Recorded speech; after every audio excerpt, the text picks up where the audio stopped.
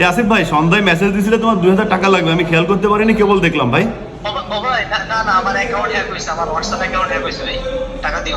ও আচ্ছা যাক ভাই, আমি এই জন্য তোমার ভিডিও কল দিচ্ছি কনফার্ম হওয়ার জন্য আসলে টাকা তুমি চাচ্ছ কিনা, কারণ ইদানিং তো প্রচুর হ্যাক হচ্ছে। যাক ওই হ্যাক কি ঠিক করতে পারছো? আচ্ছা তাহলে তোমার ওই হোয়াটসঅ্যাপে ঢুকলে দেখবা 3 ডট আছে, ওই 3 ডটে ক্লিক করবা, ডান পাশে উপরে ক্লিক করলে ওখানে লিঙ্কড ডিভাইস নামে একটা অপশন পাবা। ওই লিঙ্কড ডিভাইসে ঢোকার পরে ওখানে হ্যাকারের মোবাইলের নামটা দেখাবে বা ল্যাপটপে থাকলে কম্পিউটার নামটা দেখাবে, ওটার উপর ক্লিক করলে লগ আউট নামের অপশন পাবা, ওইখান থেকে লগ আউট করে ফেলো। ঠিক হবে তো? হ্যাঁ ঠিক হবে, না হলে স্ক্রিনশট আমি করে দিচ্ছি, আমি তোমাকে বলে দিচ্ছি। ঠিক আছে আচ্ছা ধন্যবাদ ভাই, বাঁচাইলাম।